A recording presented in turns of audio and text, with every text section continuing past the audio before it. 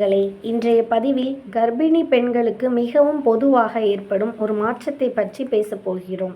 கர்ப்ப காலத்தில் முகம் கருமையாக மாறுவது ஏன்? இது சாதாரணமா? குழந்தைக்கு ஏதாவது பாதிப்பா? இதை எப்படி பராமரிக்கலாம் என்பதை விரிவாக பார்ப்போம். முதலாவது, முகம் கருமையாக மாறுவது சாதாரணமா?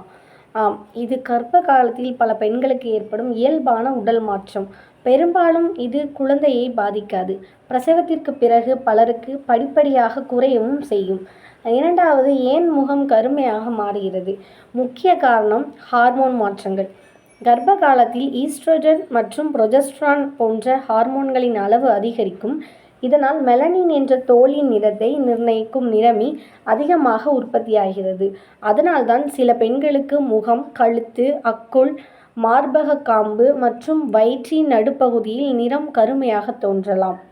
அடுத்ததான், மெலாஸ்மா அப்படின்னா என்னன்னு பார்த்தீங்கன்னா, கர்ப்ப காலத்தில் கன்னம், நெற்றி, மூக்கு, மேல் உதடு போன்ற பகுதிகளில் பழுப்பு அல்லது கருமை நிற தழும்புகள் தோன்றலாம்.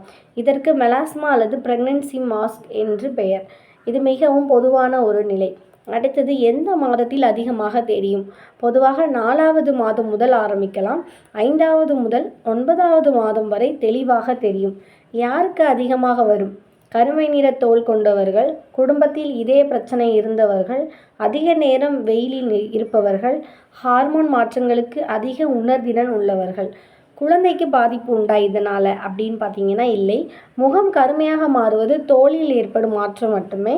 குழந்தையின் வளர்ச்சியுடனும் இதற்கு நேரடியாக தொடர்பு இல்லை. அப்போனா வெயில் காரணமா அப்படின்னு கேட்டிங்கன்னா, வெயிலில் உள்ள யூவி கதிர்கள் மெலானின் உற்பத்தியை மேலும் அதிகரிக்கலாம். அதனால் கருமை இன்னும் தெளிவாக தெரியும்.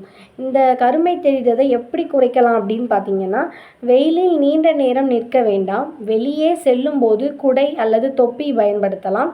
முகத்தை மென்மையாக கிளிசென்ட்ராலில் சுத்தமாக வைத்து கொள்ளுங்கள்.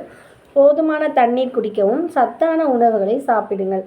சாப்பிட வேண்டிய உணவு என்ன அப்படின்னு பார்த்தீங்கன்னா, ஆரஞ்சு, நெல்லிக்காய், கொய்யாப்பழம், தக்காளி, கேரட், கீரை வகைகள், பாதாம், பால், முட்டை மருத்துவர் அனுமதித்தார். இப்போ என்ன செய்யக்கூடாது அப்படின்னு பார்த்தீங்கன்னா, மருத்துவர் ஆலோசனை இல்லாமல் முகத்தை வெண்மையாக்கும் கிரீம்களை பயன்படுத்த வேண்டாம். ரசாயன பீலிங் அல்லது வலுவான அழகு சிகிச்சைகளை கர்ப்ப காலத்தில் செய்ய வேண்டாம். இணையத்தில் பார்த்து தானாக மருந்துகள் வாங்க வேண்டாம். அப்போ பிரசவத்திற்கு பிறகு சரியாகுமா அப்படின்னு கேட்டிங்கன்னா, பல பெண்களுக்கு சில மாதங்களில் நிறம் மங்கத் தொடங்கும். சிலருக்கு முழுமையாக குறையும். சிலருக்கு சிறிதளவு நிறமாற்றம் நீடிக்கலாம். எப்போது மருத்துவரை அணுக வேண்டும்? கருமையுடன் கடுமையான அரிப்பு இருந்தால், தோலில் சிவத்தல் அல்லது வலி இருந்தால், திடீரென தோல் மாற்றங்கள் அதிகமாக இருந்தால். சித்த மருத்துவத்தின் பார்வை. சித்த மருத்துவத்தில் உடலில் உள்ள சமநிலை, சத்தான உணவு மற்றும் இயற்கையான தோல் பராமரிப்புக்கு முக்கியத்துவம் அளிக்கப்படுகிறது. ஆனால் கர்ப்ப காலத்தில் எந்த மூலிகை மருந்து, எண்ணெய் அல்லது முகக்கிரீமையும் பயன்படுத்துவதற்கு முன் தகுதியான சித்த மருத்துவர் அல்லது மகப்பேறு மருத்துவரின் ஆலோசனையை பெற வேண்டும். பொதுவான தவறான நம்பிக்கை என்ன அப்படின்னு பார்த்தீங்கன்னா, முகம் கருப்பாக இருந்தால் ஆண் குழந்தை, அழகாக இருந்தால் பெண் குழந்தை அப்படின்னு நினைக்கிறீங்க. இது முற்றிலும் தவறான நம்பிக்கை. முகத்தின் நிற மாற்றத்திற்கும் குழந்தையின் பாலினத்திற்கும் எந்த தொடர்பும் இல்லை. கருமை வந்தால் அது நிரந்தரம் அதுவும் இல்லை. பெரும்பாலான பெண்களுக்கு பிரசவத்திற்கு பிறகு படிப்படியாக குறையும். எனவே அன்பான அம்மாக்களே, கர்ப்ப காலத்தில் முகம் கருமையாக மாறுவது மிகவும் பொதுவான மற்றும் இயல்பான உடல் மாற்றம். இது பெரும்பாலும் ஹார்மோன் மாற்றங்களால் ஏற்படுகிறது.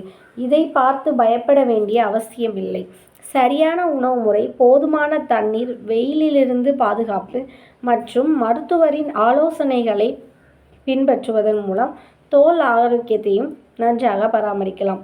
கர்ப்ப காலத்தில் ஒவ்வொரு மாற்றமும் ஒரு புதிய உயிரை வரவேற்க உங்கள் உடல் தயாராகி கொண்டிருப்பதன் அடையாளம். எனவே மேலும் ஆரோக்கிய தகவல்களுக்கு சுகம் சித்த மருத்துவ மையம், பாவூர் சத்திரம். நன்றி.